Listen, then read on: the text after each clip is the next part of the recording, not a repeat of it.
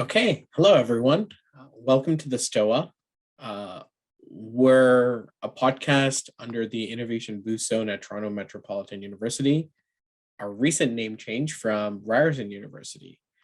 So the Innovation Boost Zone under which this is housed, we're a deep tech incubator that provide a variety of services to entrepreneurs, as well as people just interested in entrepreneurship, whether that be talk series like this, whether that be if you're looking to build your company, getting funding, anything in between.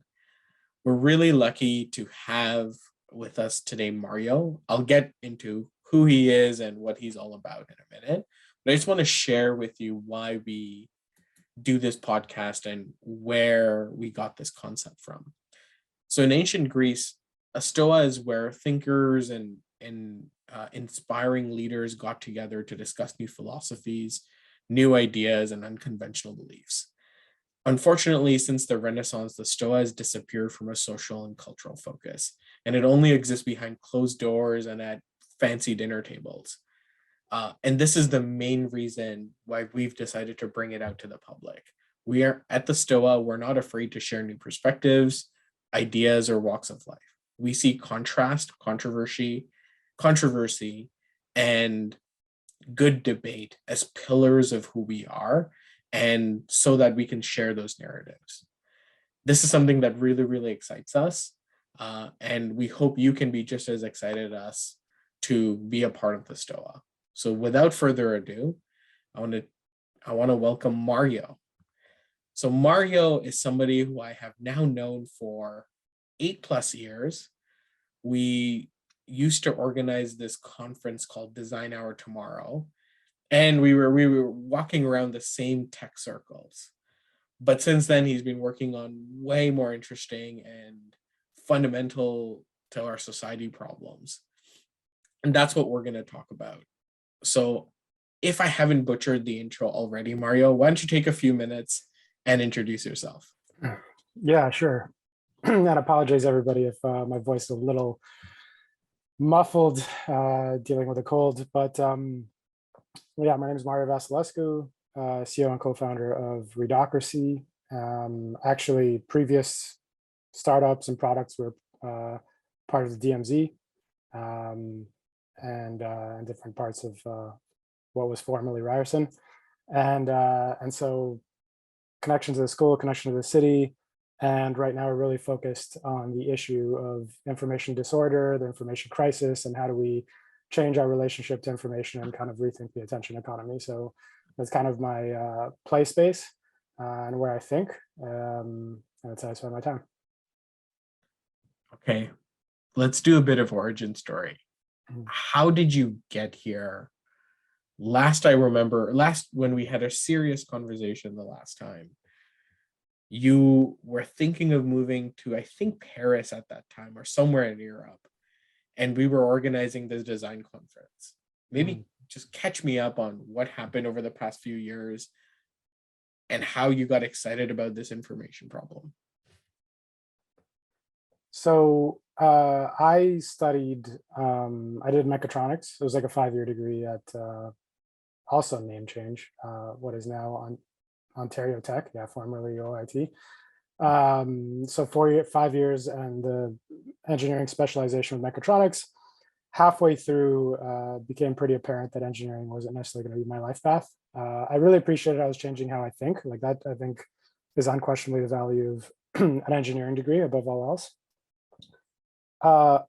But even though I knew it was going to be my life path, because it was changing how I think, and also I guess to prove a point to myself, I was like, I'm going to finish this, do the best I can, and then we'll figure it out after that.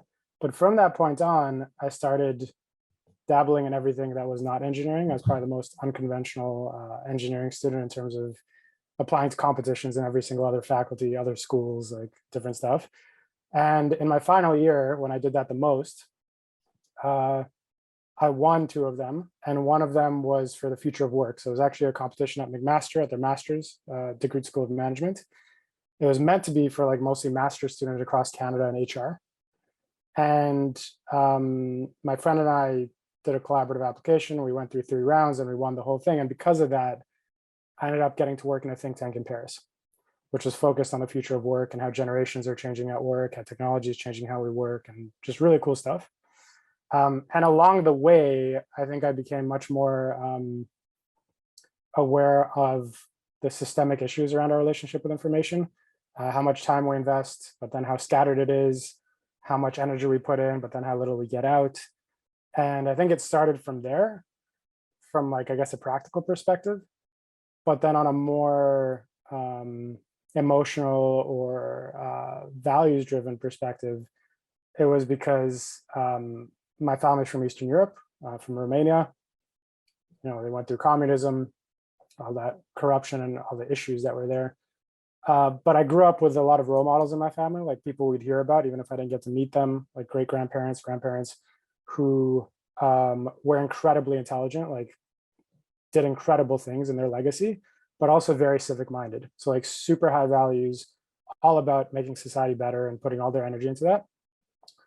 And it just seemed like the world was optimizing for the opposite of that. Like whether it was in, you know, corruption riddled post-communist Eastern Europe, or then you move to North America and it's this like culture that seems to be becoming thinner and thinner and more superficial and elevating charlatans and the loudest people. It was just like, okay, everything I thought would make a good world and the people I looked up to, that was like the opposite of the world optimizes for. And so I think that also was something that my brothers, my co-founders, just like was a clear path behind everything we did to kind of gradually get to where we are now. You know, something I hear about, or something that I'm constantly thinking about is, you know, student entrepreneurs. So when you're a student entrepreneur, you typically don't have this type of life experience. I mean, obviously some of your childhood stuff, of course, but you went and worked at this think tank and you were saying how that probably impacted you in some ways. How important do you think experience is before starting a company? And is it important at all? Or can you just be, you know, I just want to go after an idea that I feel so strongly about? How do you think about it? I think I used to think it wasn't that important. I think all of us when we were younger were like, yeah, like, yeah, I know what I'm doing. I don't need you to tell me. But as I've gotten older and actually gone through the roller coaster multiple times, I think what Jack Ma said has always stuck with me as good advice, which was that he believes that you should spend a bit of time working in a ginormous corporation so you understand what it's like to be a cog in the machine, how politics work in corporations, how the structures move. Then go work at like a well-funded, growing, successful startup or just post-startup stage where you're like within stone's throw of the founder and you can kind of get a feel on the pulse of how things really are and get closer and closer to that epicenter. And then on like the third layer, go do your own thing. I don't think you have to follow this path exactly, but I think it's ultimately, if you're going to be a founder, I would imagine you're going to be either selling into these same corporations that have the same dynamics and are slow like dinosaurs in terms of evolution and sort of macro changes in how they operate. So like they're kind of the same all the time. Or you're going to be selling to consumers and customers, which is a process that, you know, sure can use innovation, but in many ways, the process of it is perfected by a lot of these giants. And so I think it is like a hack to get that experience inside of a behemoth before you go do your own thing, just because it's going to help you sell to them better or follow processes better and have a certain procedure that you don't want to be reinventing yourself or not knowing how to speak that language. The other thing that's really important is I don't personally like this. And in some ways, I guess you could say it's why Readocracy, what we're doing, is valuable, but signaling is really important in society. And there's very limited methods of signaling in society right now. Right, we have degrees and then we have like where we worked. There's not much else around that you can do that is as powerful as those. And especially when it comes to startups, unfortunately, most investors, if you plan to go down the investor route, and also clients, will put disproportionate value on you having worked at, you know, one of the big tech giants. They won't need to know what you did.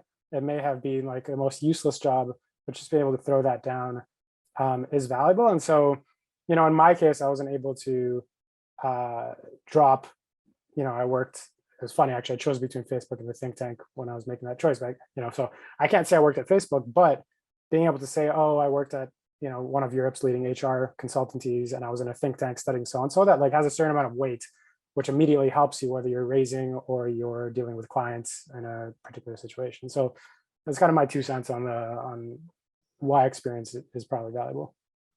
Also, I feel like you discover problems in a much different way. Like the time that I've spent on campus incubators, every campus incubator I've been to has a grocery delivery app or a food delivery app idea. No matter, in the last 5 years, every single incubator I've been to has that, because these are the problems that students are facing that they're most familiar with. Yeah. But there's a whole plethora of other problems out there that the world of business is facing, or that these large corporations are facing, which that often has a lot also more don't get to. value, financial value attached to it. Right. So I feel like that's another thing that you pick up by doing something like what you've done. Yeah, I would agree with that. I mean, a lot of the ideas I picked up of what we wanted to incorporate in our solution, our initial solutions, was through the job I was doing, right? And like dealing with clients like that. There's not much better way if you have something in the back of your mind of like kind of low-key testing it and checking your hypothesis than by being in a corporation and dealing with people and clients. One of the best ways, rather than just making guesses from the outside. Okay, so let's jump into it. First of all, how do you classify the information problem? I don't think there's a clear definition, actually, and that's maybe one of the biggest issues with the space. People use these terms without having consensus on what they mean. And so oftentimes we have difficulty having conversations because we'll be saying the same words and not having the same conversation that we think we are. Right. So let's start with a blank slate. Set up the framework for us here. How does Mario view the information problem, or maybe even the set of problems around this space, and what frameworks do you use to understand that? I think the best way to look at it is what we would consider a healthy relationship with information, and then what we have. And that already immediately gives you some pretty clear deltas. So when you think of a dysfunctional relationship with information, what does that mean? Well, okay, you have the purity of like the information landscape, just the sheer volume of misinformation, malinformation, disinformation, like the different types, just how much there is polluting this landscape that we're supposed to inform ourselves with. So already you have this issue where this information commons we're supposed to work with is full of bad information. Then you have the incentives around information. So you would think that people would be motivated to produce high quality content, and then the people consuming the content are going to be motivated to consume high quality content. Is that the case? No.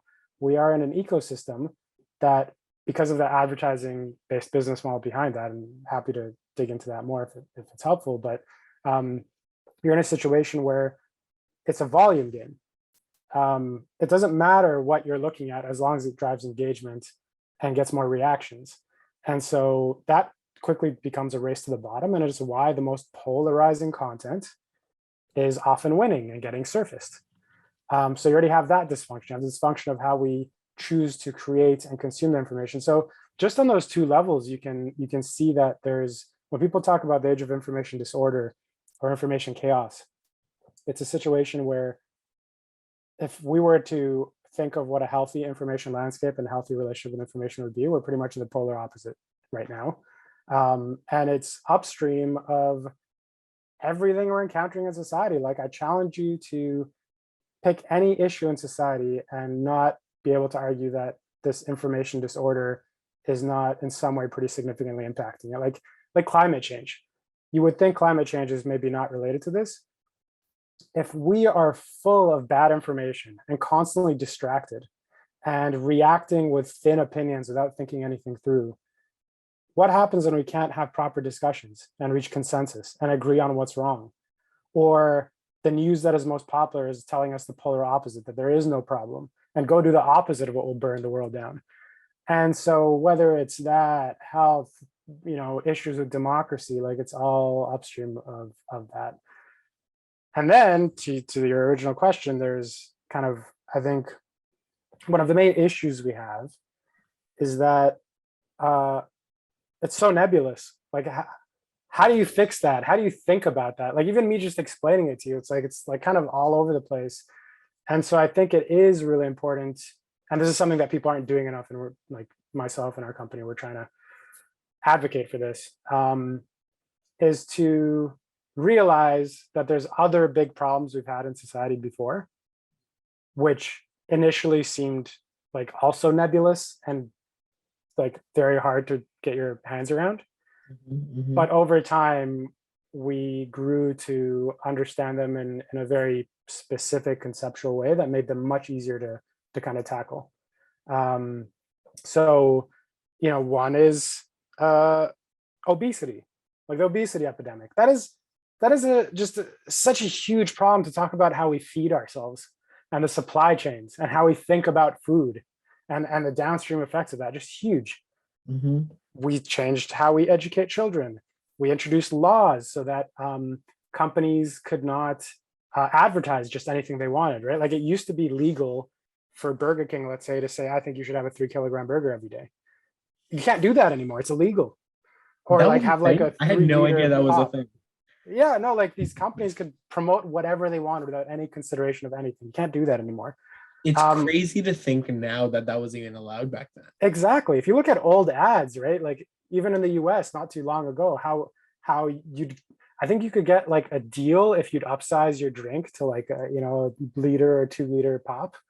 It was wild. So you think of the changes we've made, and now, whereas 20, 30 years ago, our parents were buying basically sludge from the grocery store and like being well-intentioned about it, but just not being aware. Now, if I show somebody a picture of a burger and then a salad, there's like a million ideas that immediately come to mind for any normal person. Calorie counts, how it's going to make me feel, I'm going to look. You could be part of wellness programs, diets, like all these things that have been popularized to make this huge issue conceptually graspable. Another one is pollution, right? Like how we pollute the environment, how we think of the air we breathe and the water we drink. Again, something that post-industrialization, free for all.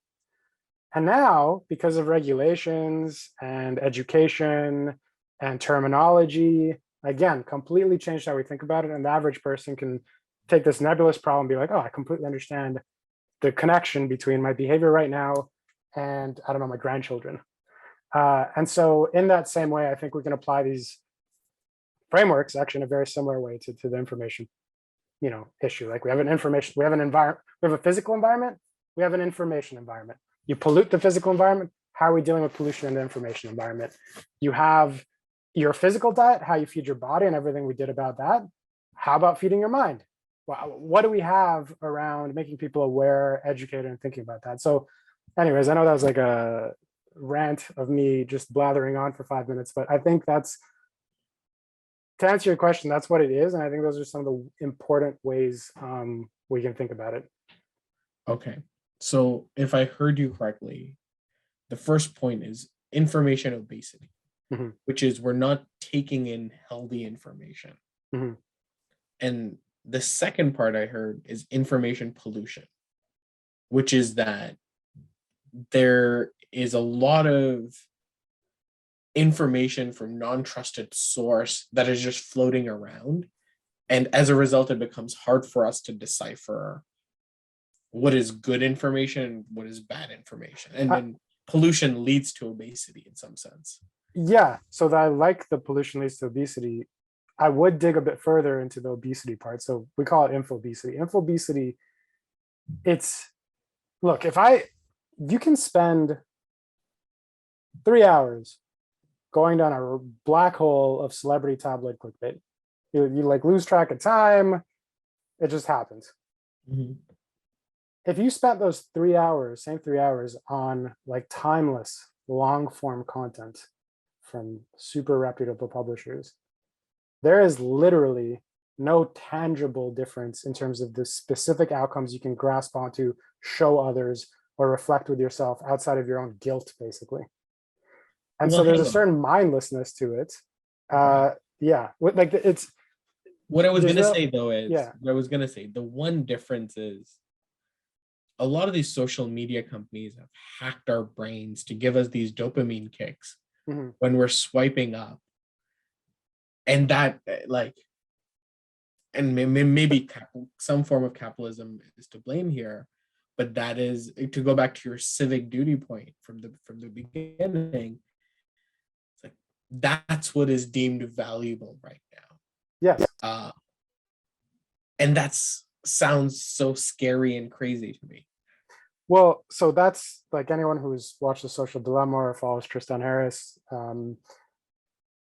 Center for Humane Technology. They talk about, you know, us as like fairly primitive creatures being put up against these machines with a trillion data points. They're trying to like get you to consume more.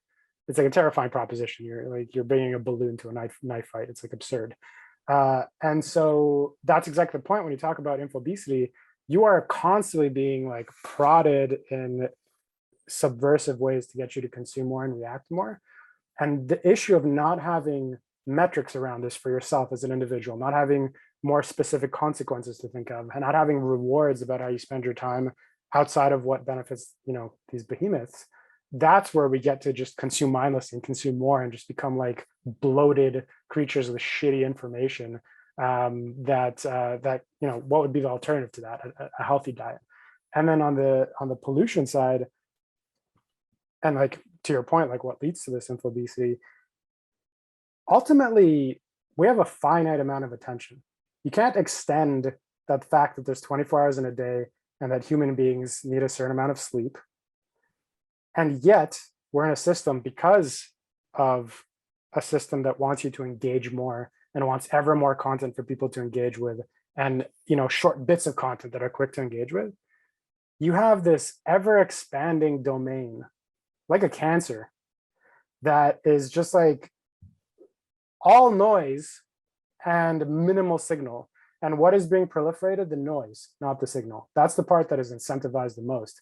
And if we're supposed to, again, come to consensus and be able to think clearly in the same way you breathe clearly, what happens when it's a system that, it's like the equivalent of, you know, right now there's industrial polluters, which might like, you know, get some subsidies, but it's the equivalent of having industrial polluters which are directly paid more to pollute more. Like that's kind of the situation we have with our information landscape. So yeah, and then of course when you have that, then you're gorging yourself more and more. You can't even find what you need, and information chaos. So I'm so tempted to jump to the solution, but I don't want to yet. Even our chat is asking questions about, okay, how do we fix this? How do we fix Yeah. this? But I'm Which not I'm going to glad go. about, by the way, because there's a lot of people talking about this, and we are always armchair philosophers, and nobody ever wants to dive into solutions, including Yeah, and yeah. well, this is one of the reasons why we brought you on, Mario. Is you're one of the few people in the world that is doing something about this problem, and I want to get into what Readocracy is and sort of how, as a community ecosystem, whatever you want to call it, how we solve this as a group. But before I go there, just to further go understand the direness of the problem, how did we get here? Like, it wasn't like this, presumably in the 80s. It wasn't like this in the 90s. Like I heard, I think you were at this conference. We went to this conference that was organized by the authors behind Wikinomics, like Don Tapscott. And he had this analogy with, I think you were born in 92, right? I'm an old man. I'm born in 89. Oh, 89. Sorry. I didn't mean to publicly. I can't hear you. What's that? Yeah. Okay, go ahead. So our generation, according to Don Tapscott, we're like the digital immigrants. For us, we grew up, you know, playing outside and playing sports and biking around and so on and so forth. But then the generation that came after us, anyone who was born late 1990s, early 2000, they're called the digital immigrants, where it's like they're just born in this information age. Like, and I'm gonna do something really, really ironic. It's like you give them a magazine. There's videos of this on YouTube and stuff. This is where the irony kicks in. You'll see kids that are like, you'll give them a magazine and they're just trying to like swipe it, and it's not working. And it's not working. Anyways, so all this to say, how did we get here? How did it get so dire?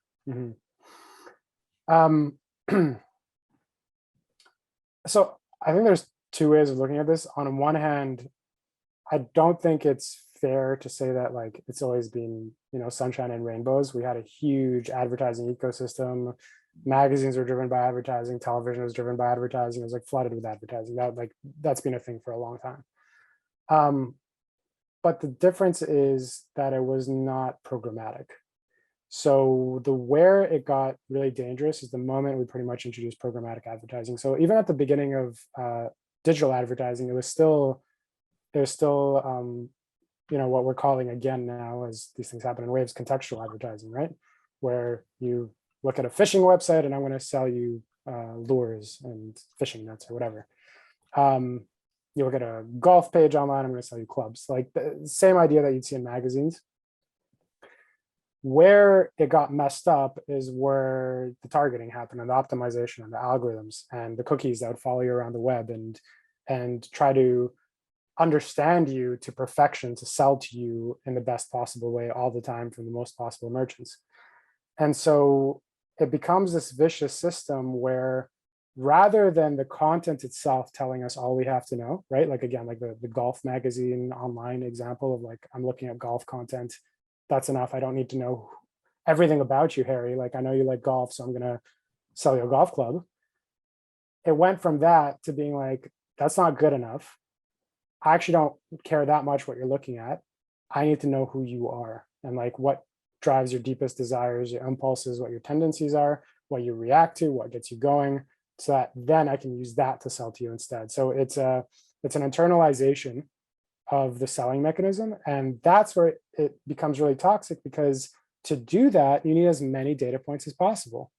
You need the person to participate as much as possible, to give you as much of their data as possible, to surveil them as much as possible, to get these results.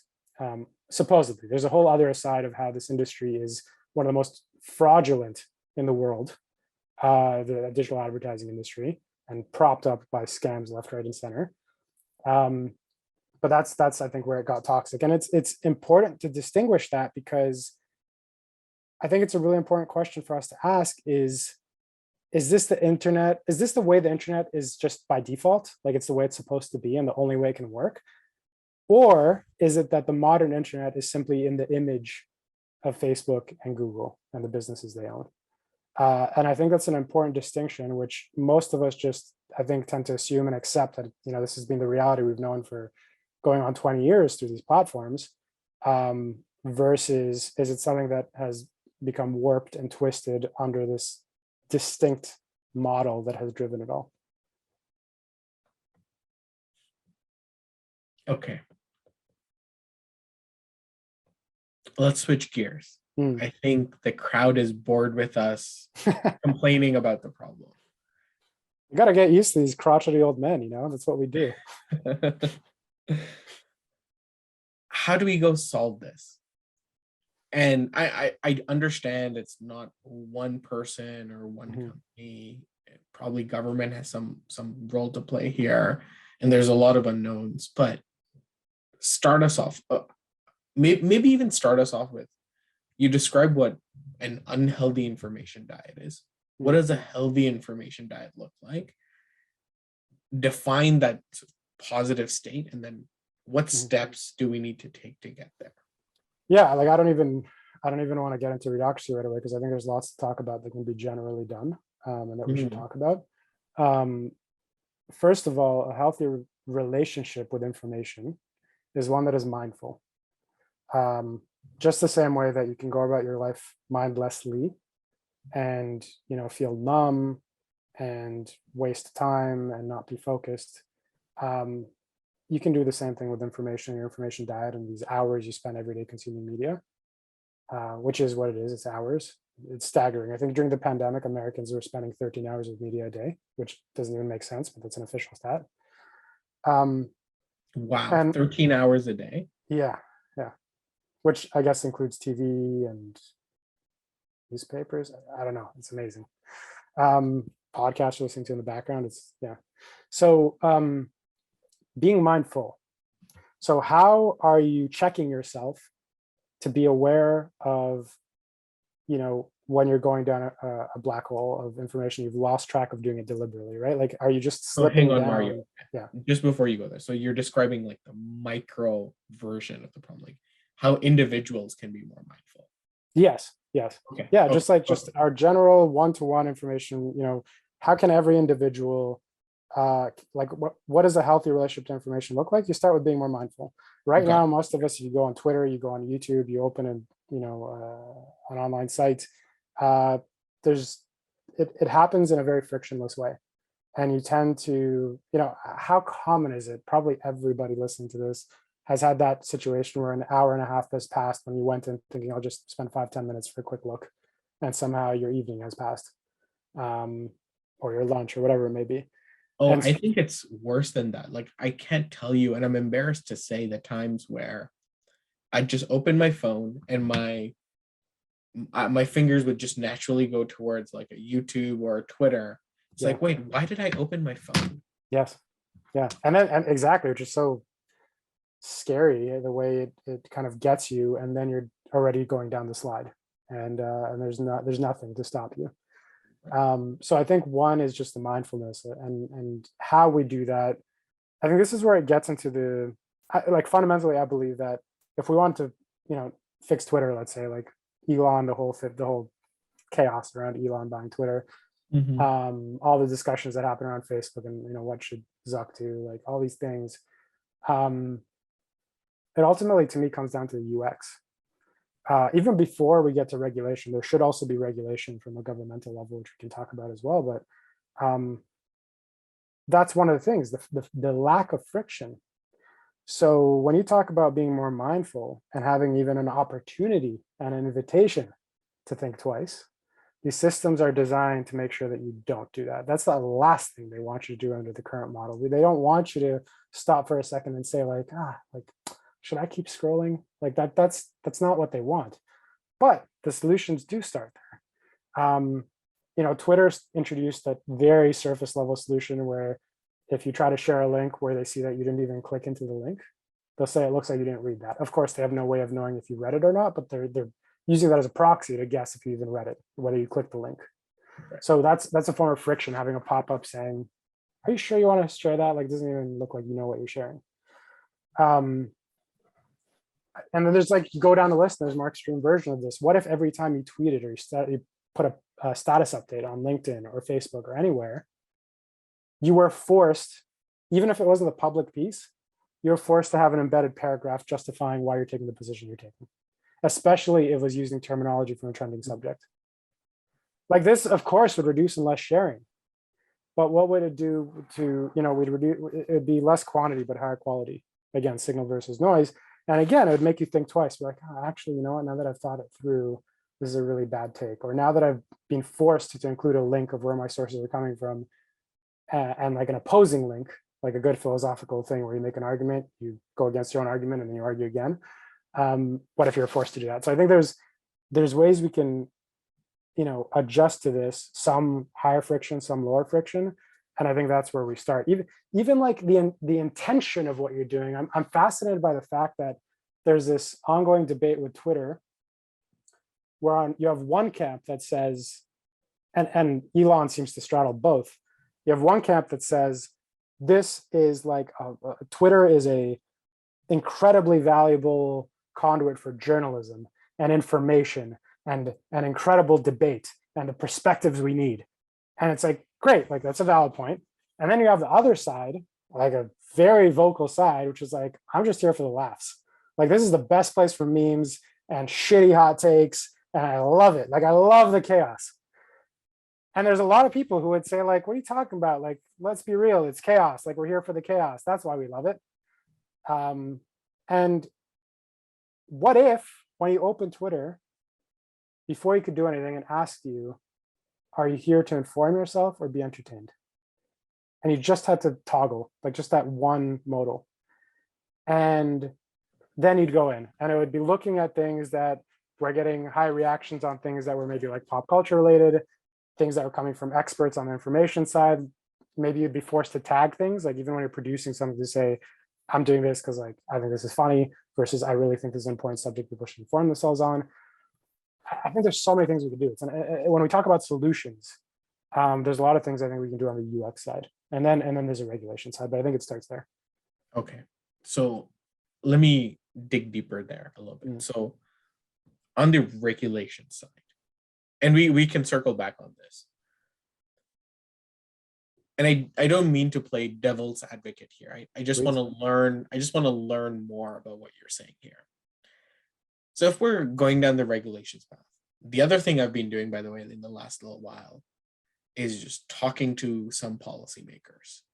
And this is blatantly obvious when you watch, the public trials of Facebook, just the questions that are being asked. It's like, you don't get, the lawyer, do not get how Facebook actually works. Yeah.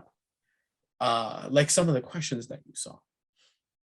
So I think part of it is some of that education, which I think we'll get to. The other part is, I totally get this UI pitch you're making, and even having this pop-up, or the pop-up example that you mentioned is a great one. But the Facebooks of the world are not incentivized to do that. So the Facebook, when you ask someone like Zach, why does Facebook exist? It's to connect the world. I think it's been modified recently, but that's what it used to be. But then I think about it, and it's like, let's say both of us live in Toronto, and let's say both of us enjoyed playing basketball.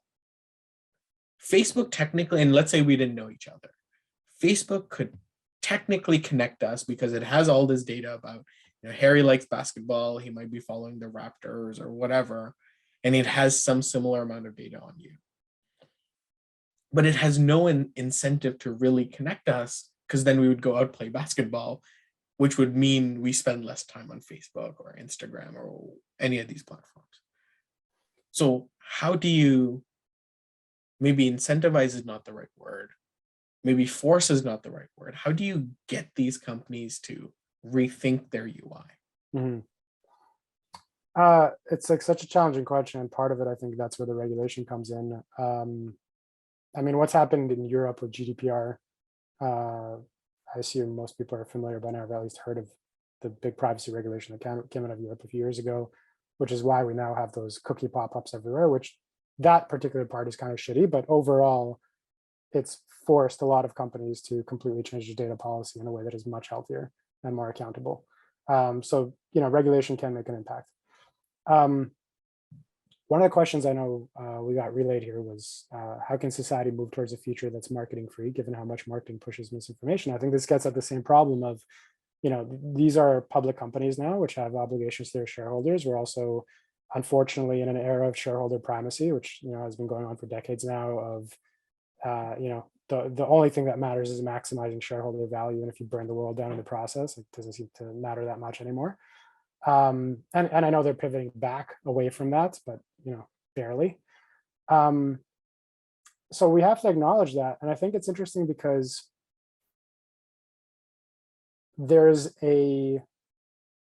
as digital advertising in its current format continues to take a hit, like it's like a death by 1,000 cuts, it feels like. It's like this bubble that is like gradually deflating and increasingly volatile, and increasingly having some of the major players questioning their investments. Like it's very problematic.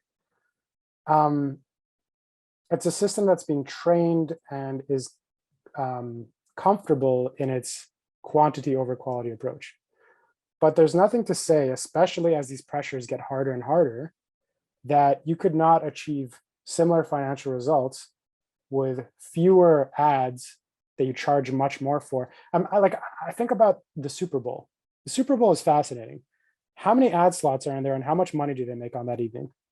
Like what would happen, just as a thought experiment, what would happen if, just to take it to the most extreme, globally, Facebook eliminated all the ads, and then just at the top of the feed, there was one slot that was like incredibly expensive and incredibly entertaining, and people would actually want to see that one thing of the day, the same way most people tune into the Super Bowl just to see the ads. Maybe not most people, but a lot of people. Yeah. Yeah. And so what would that look like? How much could they charge at the scale they have to have that reach, to have something that people want, they come to see it? And so I think there's ways to do this, the kind of roundabout way to answer your question like that. Don't rely on quantity so much, but have incredible results on quality. And that quality comes from also quality engagement, quality discourse, more thoughtfulness, and a user base that is more engaged in that more profound way. Again, this is like all very hypothetical, but it's a valid hypothesis that Right. can be explored. Right. So rather than quantity, focus on quality. Yeah. And I just want to make the point, regulation doesn't have to be directly at the platforms. It can also be at the people who use the platforms. And I know this is a tricky area that gets into, very, very slippery slope if you don't do it carefully, which ends up in like speech police territory. So it would be like, so what would that be like? So like, let's say you have over 100,000 followers. Right. You now are responsible to new rules and laws. Once you are reaching over 100,000 people, do you have new responsibilities legally? And what does that look like? Especially if it can be easily proven that you were deliberately pushing content just to divide people and just to push misinformation. So it's fascinating now seeing what happened in the US, where during the election, there's now these defamation suits happening where Fox and I forget that pillow company, like and Sidney Powell, I think one of the lawyers, are in these multi-billion-dollar lawsuits because of defamation. And their only defense now, when it comes to it, is to say, well, people should have known that I wasn't being serious. I didn't mean any of this. It was just entertainment. And so they're trying to cop out with this excuse. What would happen if you're in a society where once it's proven and once you even attempt that defense, it's like, oh, cool, you're incriminating yourself. You were just an attention monster who was profiting off the division of society. And so how are you going to repay us for that damage you did? And what would that happen where if those laws were implemented? I'm not saying like the average person on Twitter or Facebook is responsible to this, but once you get a big following, look, if you have the most unlistened to radio station on the airwaves right now, like AM or FM, you're beholden to a bunch of laws in Canada. And if you go on there, even if there's one listener, because you have that power in theory, you start spouting off some things or being violent or threats or whatever, you're going to pay for it. And so the question is, why don't we have that in what ultimately is not some bizarre, the internet isn't this weird thing that happens in like these dark chat rooms and nobody talks about it. It's the real world now. So why are not these laws implicated there as well? So I could see somebody in the chat going, this is an invasion of my privacy. Mm-hmm. I should have the freedom to say whatever I want. Some combination of the First Amendment is being brought up here. Mm-hmm. So what do you say to them? I say that there's a big distinction between free speech and free reach. And anybody who makes that argument should research those two things, because there's now a lot of material on it. Just because you have the right to say something doesn't mean 100,000 or 1 million people are also obliged to hear you. I think, again, we need to remember that the internet has increasingly become an extension, and if not a driver, of the real physical world.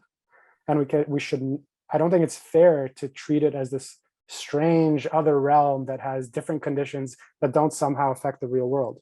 If you try to achieve the reach that you so casually have online in the real world, it would cost a lot of money. You'd probably have to go through legal loopholes. I mean, like, if you show up at an arena with 20,000 people, like sold out, what would you have to do to get the megaphone in there? Like, you wouldn't be able to just walk up and get on the PA and be like, hey, everybody, here's my thought for the day. And like, do this. And like, I'm really angry today. And like, here's some misinformation. like that would be an outrageous idea, but that's really the reality we're in right now online. And again, there's a difference between you being able to say what you want to a small group, or you're in the real world, again, your friends. But if you went into uh, a packed food court and started just screaming to make sure everybody heard you and wouldn't go away, again, it's an idea of the contrast between how we treat things online, where you can just keep going and going and berating people and being super active and trying to grow a following and this and that with things that are like ridiculous. But then if you did that same thing offline, you might get arrested. People would totally treat you differently. You couldn't achieve the same scale. Um, and it's not to say that you shouldn't be able to, but there should be some responsibility. I often think that a lot of people who cry free speech are doing it as a excuse for laziness and Ooh, accountability. tell me more. Tell me more. I haven't heard this. So the current system has zero accountability, ranging from the extreme where you can, again, be a Macedonian teenager running a misinformation campaign because it makes you boatloads of cash during a US election because all the people clicking on your crazy stories. Mm-hmm. And there's like no consequence. If anything, there's upside. You just make money. And you could have the same thing happening locally in the country. It doesn't have to be about an election, just like dividing people because it's profitable. And there's no accountability. There's no price on that. And then you go to the more micro of like, you can just be a keyboard warrior and you can develop a huge following, same way, just your own brand, by being very divisive, by peddling conspiracy theories and things that you know are damaging. And again, it's good for you. You get a big following and there's no consequences and you don't get in trouble for harassing anybody. At most, your tweet might get like blocked. And so a lot of people, especially bad actors, as they're known, bad actors, hide under this lack of accountability so they can continue benefiting from this system that is like a Wild West. And so a lot of the people you'll find, like I remember we even ran campaigns at some point, one of our older products, we had something called a troll filter. And lo and behold, who would get really upset at our troll filter, which would essentially try to filter out trolls, would be these people who'd come in with incredibly toxic comments, swearing at us. And you could feel that they were personally threatened because their ability to, have expressed themselves, no matter how toxic it is, and something that is an outlet for them with zero consequences and feels good and lets them put other people down or lets them run this, dangerous business, was in jeopardy or being threatened. And so that's what I mean in terms of laziness and lack of accountability. If they had to, be responsible and take these things into account, they'd have a much more difficult time.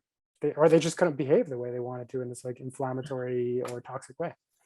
I can't help but think there's some part of this problem that is fighting this human tendency, call it the reptilian brain, which is, it's kind of like the cake argument, right? The reason why we like cake right now is because a long time ago, we thought we would not have food tomorrow. So when you put some combination of fat and sugar in your mouth, it's like, I want more of this. Yeah. Not knowing the environment we're in these days, where you can just go to the grocery store tomorrow and pick up another cake if you so choose to. In some sense, it sounds a little bit like that here, where like especially your argument with laziness. Yeah, and on a like tangent, that's something I think about a lot, and I'm a big proponent of, that we should celebrate what humanity is capable of, but we should also spend a lot more energy acknowledging and educating how primitive we are. Because I think we spend too much time in our education system, in our society, pretending we're all that, and only like around the edges acknowledging our flaws and the impact we're having on our environment and whatnot, but not really digging in and saying like, yeah, we have consciousness and we're like relatively intelligent, but in the really big scheme of things, how different are we from the animals all around us? And how much of our society is actually based on the most primitive things you could think of that, again, are not very different from the base instincts driving, what we would consider like very simple animals. And I think without acknowledging that and pretending we're like this enlightened species that is so above all this stuff, which we're not, whether it comes to sex drive or, you know, our attitude to violence or all these things, we do need checks and balances, because left, you know, given this opportunity, whether it's cake or the ability to be negative and violent and put somebody down with no repercussions, you know, what are the checks and balances we have to that? So that's kind of, I do think we have to take these things into account. Okay, let's go deeper into those checks and balances. A senator who's running for Arizona right now, he's running partially on the platform that we should remove targeted ads. And that should be for every social media platform, no targeted ads. Because of the problems it's causing, the information obesity it's causing, so on and so forth. He even goes as far as saying, actually, you know what, before I go into the next point, what do you think about a solution like that, in addition to the stuff you're talking about? I think it's good. I mean, even when Andrew Yang was running, I think he was, I forget what it was called, but he had like a department of, I forget the name, but like it would look at these things. It would say like, should infinite scroll be illegal or something that's like taxed? Like all, again, the UI side. But similarly, you know, it's maybe not necessarily, there's a UX side of it, but there's a business model side of it. Yeah, that should be illegal. Or because look, I don't think anything is black and white. I think we can be very dogmatic with these things, and it's very easy to demonize things excessively, which sometimes is an excuse. Like, I mean, the political landscape is so messy in the US and elsewhere that it's very easy to use big tech as a crutch to not deal with other things. So for example, surveillance capitalism and removing targeted ads, that's great, but look, like targeted ads are not all bad. Like users should have the option, but not the option where you have it now, where you have to go like 3 submenus down in Instagram buried in a menu to like change some settings and opt out of stuff, or, you know, tailor it. I'm talking about like very upfront options where the targeted ads are truly for your benefit. Like upfront, like the one thing that has consistently worked for me on Instagram, like it's the one shining exception to the rest of the annoying targeted ads, is music recommendations. I've actually discovered quite a few songs and artists via Instagram's promoted, like artists are promoting their music or their new album, which I've actually quite liked, and I've ended up listening to them. I think there is something to be said for targeting as long as it's within the realms of what a user feels is to their benefit. So additive versus something that is primarily extractive. But that's the point, Mario. If you're, maybe manipulation is too strong a word, if you're pushing the user to believe certain things by controlling their information flow, how do I know what's good for me and what's bad for me? Like there's some conditioning at play here. I think, again, that's a different form of friction. So labeling is like so important, and we don't do it at all on the platforms.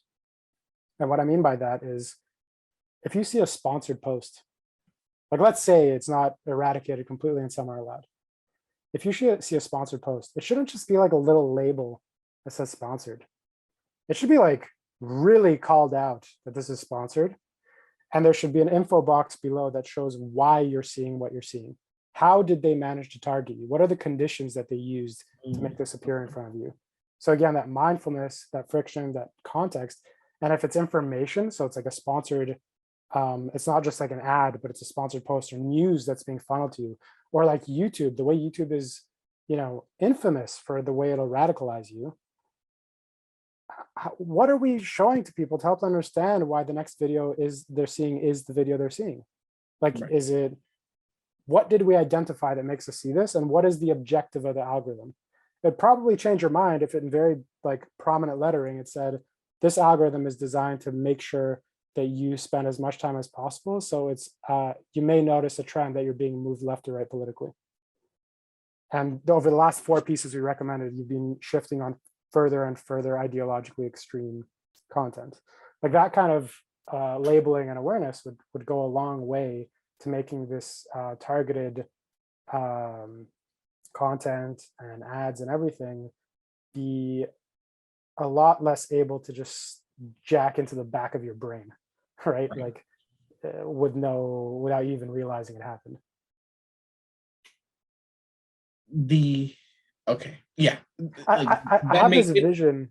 I just want to say I have this because I saw bits and pieces of the new Matrix, and I have I think an equivalent analogy is, you know, the thing they jack into, like that goes into the back of their heads in the Matrix, and I'm sure most of the audience has seen this. It's the difference between that being there and having like a million signs around it, and you have to go around, turn around, and like plug into it, and like you've got all these warning signs, this is going to do this to you, this and that, versus somebody like sneaking up behind you and jamming you in the back of the head, and next thing you know, you're like thinking different things. And like I think that's the contrast between the two versions of what we're talking about. Right. No, I agree. And I think if Neuralink, something like Neuralink is as successful as we think it will be, then it gets really, really scary. Because at least I can turn my phone off right now. But if it's just hardwired in my brain, literally hardwired in my brain, and then there's no stopping. Yeah, I want to come back to the point you made about Facebook earlier, because I think a lot about like their original goal of connecting people. And I think there's also an opportunity for them to be very profitable using everything they're doing around the metaverse, which doesn't require them to use the same level of surveillance capitalism. I mean, and focusing more on experiences, basically. So I think about the fact of how Skype initially, when Skype came out, it blew up on the scene. It was making a lot of money, great valuation, because people were paying for this better way of connecting with others and with their family, you know, halfway around the world. What would it mean to take that to the next level where you can throw on a headset? Like, let's say, you know, I have a friend who's in Shanghai and I'm here in Toronto. What would it mean for us to be able to throw on a headset and feel like we're in a Parisian cafe and be like completely immersed in this ambience and be sitting next to each other at a table and feeling like we're together, and like having that you know, what would that be worth, and what would you pay for a subscription? And everything you could do that around of store experiences, entertainment experiences, so much I think that can be explored there that can be monetized in better ways that don't rely on this, you know, marginal, small, incremental, commoditized surveillance capitalism version.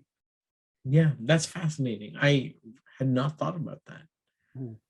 Yeah, and look, to be honest, I think where it gets scary, to your point about Neuralink, is that even though they have that opportunity, because they have this, again, shareholder obligation, they might care about other things, but ultimately what's going to win is what maximizes dollars. They're probably going to do both.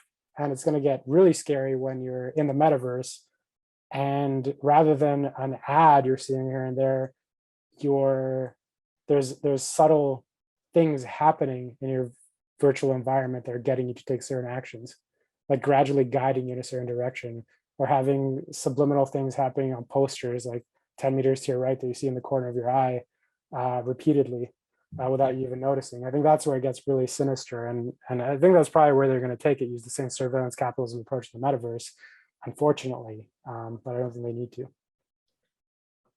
Okay. I'll match your radical idea with another radical idea. Sweet. What if we make social media into some kind of public utility or public good?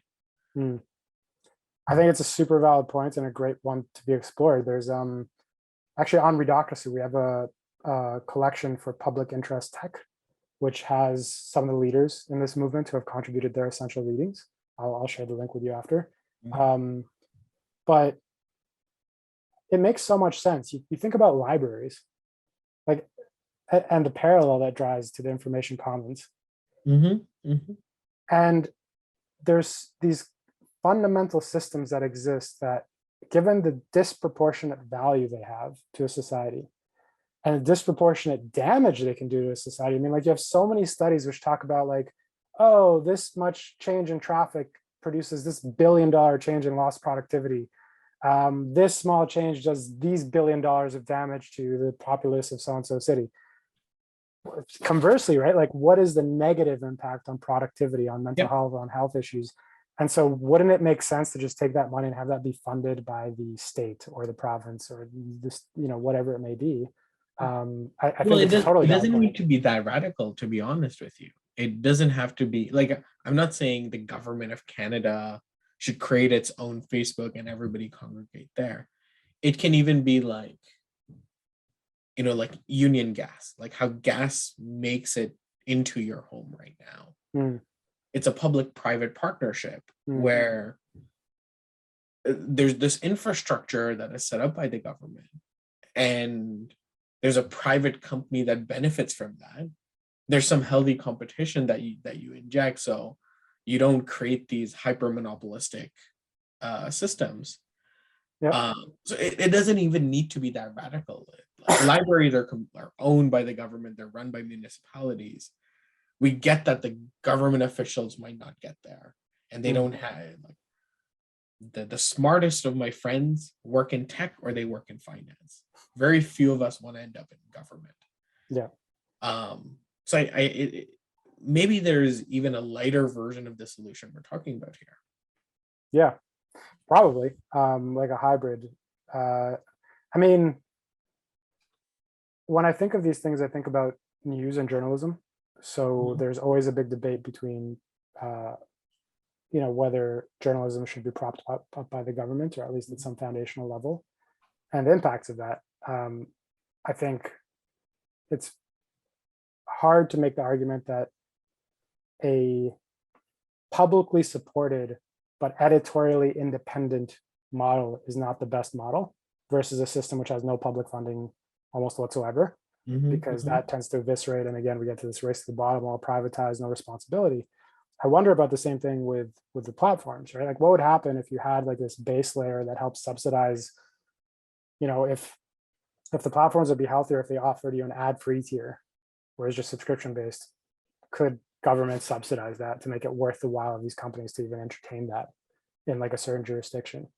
Even like how we inform themselves, and we talked about infobesity earlier. So much content is going behind paywalls, and so some people don't even have the choice of not being infobese, right? Like, you can't, if you just can't afford it, you're not going to get them for good information anymore increasingly.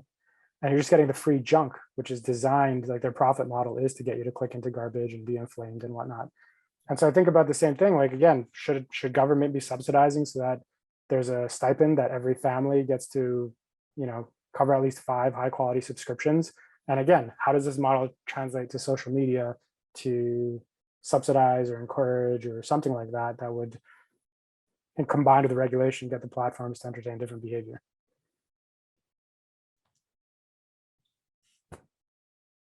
Okay, let's come back to regulations for a bit, because I still feel that there's more there.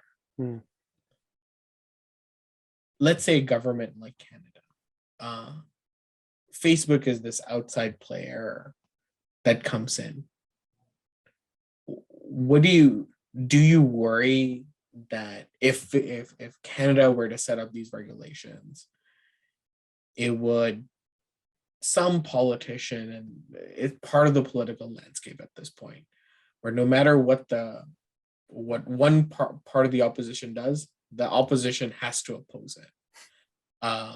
And I know it's not as bad as the US, where it's only a 2-party system, but one of the counter arguments I can hear someone making is, that's like China. You're controlling information. And that's a different argument than the whole like freedom of expression argument. That's a little bit like, we're going into this hyper-controlled society, and the government has too much power. It's different than just I have lack of power. It's that government has too much power. I think this comes back to the point I was making about laziness, because this usually goes hand in hand with uh, the that whole argument of like, oh, you're censoring me. There's a very big difference between a system like China's, where you don't know what the internal ratings are. You don't know what the laws are, like opaque. You don't necessarily know why you're being punished for something until you're in trouble. There's no visibility. There's like zero transparency and zero accountability. You also can't complain. So like if you were like, no, that's not right, like I disagree with that, like good luck with that. You'll end up in like a labor camp. And so, like that is the scary reality. I'm talking about a system where, whether we're talking about the fines earlier or whatever this might look like, it needs to be something that is radically transparent. I think this is one of the, like, I'm very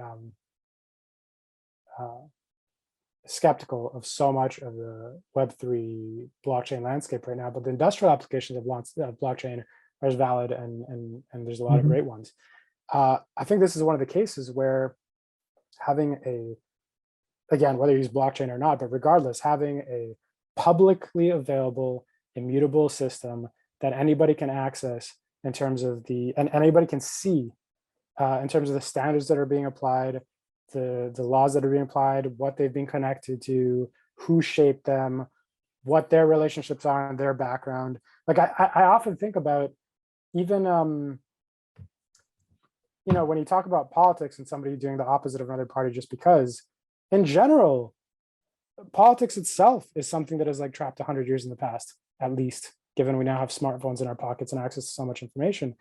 That itself, if we're going to provide so much, like that system needs just transparency just as much as we need in terms of the transparency of the information landscape and the rules we build around that. So I guess, like, in a way, I guess it would require certain reform or a different way of operating from the political side to make these regulations plausible, because otherwise, yeah, if you have opaqueness anywhere near the top, then it's just like a recipe for disaster. And it also makes it really easy for bad actors to, again, start inventing conspiracy theories and, without the burden of proof, being able to just say whatever they want and convincing you that whatever politician is out to eat your baby's brains or whatever. Okay.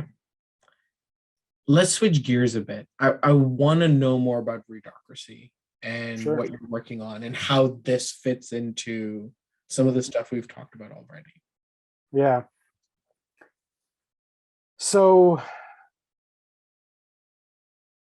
Readocracy has two fundamental whys. And I'll explain like what it is tangibly. But the one why is very much on the aspect of infobesity and mindfulness. So how can we build a system that makes you much more mindful and motivated around your content decisions, like piece to piece? So that's one side of it. How can we have like a healthier society by at scale allowing people to have that mindfulness? And then the second part is, which I'll explain how it connects to the first, is an economic piece. There is a fundamental disconnect around our relationship to information and then how we value information. Right. So every year, people spend over $1 trillion on how they signal their knowledge formally. Degrees, certificates, memberships, courses. So $1 trillion every year, at least. Mm-hmm.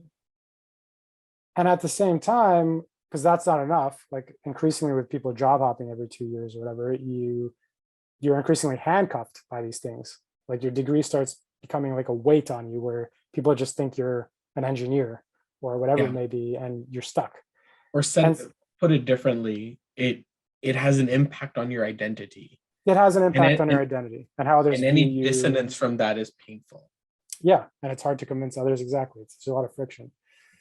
And then on top of that, you have the fact that to mitigate that or augment it in a positive sense, if you look at all professional social media activity, it's basically just people posturing to prove their credibility around a subject. They're sharing content, they're commenting just to make sure that people know they're active and trusted on a certain subject. a lot of energy and time. Yeah. And so there's a disconnect around the fact that you have all this money being spent every year. You have all this energy being spent to make sure people understand, what you're all about. And at the same time, you have those hours being spent with media every day by these same people that they don't have any way of getting credit for. Like it just disappears into the ether, the vast majority of it. Which is wild because over the course of your life, especially if you're somebody who's a knowledge worker, you're going to spend as much time consuming content as you would studying for about 4 degrees. And so how could you spend all that money and energy and not have something for that? And these two whys are connected because I can get you to be more mindful about information. I can tell you like, look, you're becoming more biased, or like, this is really inflammatory. But when you're just guilting somebody and just saying, hey, you should be better, unfortunately, it doesn't work very well for a lot of people. They forget about it very quickly. But if I can take all that information you consume and also make it count as ego and status and LinkedIn upgrades and special access and all these things that elevate you, you're going to start carrying in a totally different way. So that it maps that good behavior onto your identity, as you put it. So tangibly, what it is, it's a browser extension, mobile app which operates in the same way, and we made technology, patent pending tech, which can basically tell if you're paying attention to a piece of content and how intensely, just as you go around the web. It's super privacy first, so it never logs anything without you seeing that it's logging. It doesn't turn on adult content, doesn't turn on shopping, doesn't turn on banking. If it detects like any sort of sensitive word, it defaults to private just in case. And you just go around the web spending these hours you would spend anyways, YouTube videos, articles, PDFs, but now it starts going somewhere. And what happens is privately, we start automatically building like a second brain for you, which is automatically organized across subjects. You can very easily add notes. We start giving you insights that are like a Fitbit for your information diet. So you start understanding every week and every month how the content you're consuming is probably affecting your mood, how much is news, how's your political bias shifting, how's your diversity bias shifting, how do you tend to give your focus, what are the hidden influences and connections within your information. All these things that you don't normally have absolutely no way of knowing. Some advertiser somewhere might know if they're trying to target you, but good luck figuring that out yourself. And then publicly letting you turn the best of it, like whatever you make public, into basically an intellectual portfolio. It's like an intellectual passport, a personal page that allows you to easily, like basically effortlessly, showcase your life's learning, so that you have a place to say like, look, I might not have the job experience yet or the degree yet, but I am more committed and up to date on the subject than any of these other candidates you're looking at. And here's this incredible page, which is quantified, data-driven, it looks beautiful, and I'll prove it to you. And I want you to ask me about it. And so it turns all this content you're spending into this, which comes with LinkedIn upgrades, comes with resume upgrades, comes with signature upgrades, gets you access to VIP discussions because then they're required learning. So it comes with a lot of benefits. So that's Readocracy in a nutshell, and like how it motivates people to be better. Because once you're confronted with this mirror held up to you of your data and the time you've been spending, and you know that that data is going to change as you spend your time, start changing how you think. Once you see our little bubble on a page and you see a little marker reminding you that it's going to be saved somewhere, you start changing how you behave. And we've gotten that feedback just over and over from our users. This feels also very meditative. Like a big part of meditation is putting up a mirror in front of you and saying, this is who you really are. And it prevents you from bullshitting yourself. And I use bullshit in a really technical way, by the way. So Harry Frankfurt came up with this concept of like differentiating between truth, lying, and bullshit. So the truth teller is like, they will just, their objective is to just get the truth out, right? A liar's objective is to lie, which is like, truth could be like, this water bottle is black. A liar could be like, this water bottle is yellow or something. But the bullshitter's intention is slightly worse, and we're constantly doing this to us, and that's why I bring it up. And it ties well to the story and the case you're making. The bullshitter doesn't really care. Like in the instance of the liar and the truth teller, they both care about the truth. The truth teller is trying to get it out, the liar is trying to hide it.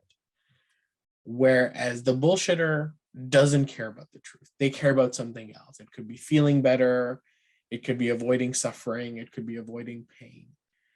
And by you putting up this mirror, and this is, not just meditation, but what I heard from you here, by putting this mirror up to your face, like, this is your intellectual makeup. Mhm. It forces you to reflect about, wait, is this what I should be consuming? Am I consuming the right things? Mhm. Is this who I And want to be? that's a form of bullshit cleaning, Yeah. basically. Yeah. And yeah, that honesty with yourself and being confronted with it, because look, like, people aren't necessarily going to change their behavior, by the way. Like, some people are aware of it and seeing it won't do it, or they'll get defensive about it. So we've been pretty mindful about trying to make sure we're gentle and have gentle nudges. But just being aware of it is already a big step, Yeah. whether you change or not. That's equipping a lot of people to make that change. And one thing I want to add to this that I'm really excited about. So we have an upcoming feature release at the end of summer, which is going to, like, kind of Readocracy 2.0. It's going to be a huge upgrade. We're kind of releasing what is basically like a RSS reader on steroids, where you'll be able to put in absolutely any source you could think of: Twitter accounts, subreddits, newsletters, and build your own algorithm. Like, take control of the algorithm to kind of define what is good for you, what is bad for you, what you're truly looking for, what you compulsively look for. And we'll surface for you every day, scanning all your essential places so that you don't have to go down these rabbit holes and lose time or have a cluttered inbox. But the really cool thing is, because of the data we have and the technology we have, we're also going to be able to burst your filter bubbles. So when you go in to get caught up and you'll click in your stack that Readocracy has found for you across all the things you picked, what you see will be at least 80% of the content, but a maximum of 20% will be the polar opposite. And it'll be labeled and mixed in. So if you've been consuming a lot of bad news this week, be like, here's something more positive. If you've been, consuming a lot of, let's say, more liberal content, say, here's something on the same subject from a trusted source that's a view from the other side. If you are consuming subjects that tend to be more creative, here's something from a more rational subject, or vice versa. You've been consuming things that tend to be from the last 48 hours, constantly, the last 72 hours. Here's something on a subject you care about that is timeless from 10 years ago. And there's a number, like, there's a bunch of filter bubbles you can kind of like, or that you can play with to open people up and have them expand their mind and have that awareness. Again, they don't have to click into that stuff. They'll see that it's labeled, that we're injecting that. It's not like sneaking it in. They might not click it, but at least, again, they're getting that awareness and opportunity to expand their mind. I want to dig so much into that, but it's, yeah, we're gonna go well past time if we do that. Look, Mario, you're working on an incredibly tough problem. I tip my metaphorical hat in your direction. Thank you. I guess I want to end on this. Going after a big problem like this is obviously not easy. I've seen you struggle. I've loosely followed you over the past few years. You're going up against behemoths and people that probably don't want you around. What would you say? Yeah, on the tough days, what do you say to yourself? Let's start there. What do you say to yourself on the tough days? I think it's actually because we're so mission driven and have a really big why that feels incredibly impactful and like it will affect so many parts of our lives. That's what keeps me going. And that's why, having gone through this process, and I'm like, I've become a huge advocate that if you're going to do a startup, having a profound why is one of the best things you can equip yourself with. Because doing a startup, no matter what you do, no matter how easy you think it's going to be, it's at best a nightmare and at worst something beyond that, right? Like just a really abusive roller coaster. And so having that flame deep inside you is the thing that's gonna give you that warmth and that energy on like the days that seem the bleakest. And I think that's what keeps me going. Like it's very hard to dismiss the why and the need and the impact on the worst of days. Awesome. And if you were to go back in time, because there's a lot of people in the audience right now, if you could go back to a younger version of yourself, maybe close to the end of university, when I had first met you, what would you tell a younger version of yourself? Whew.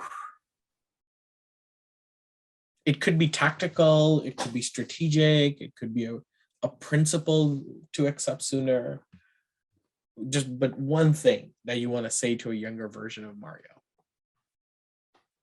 I think, and this is very tactical and seems kind of, I don't know, soulless. But just from like a very pragmatic perspective, comes back to one of the original questions you had.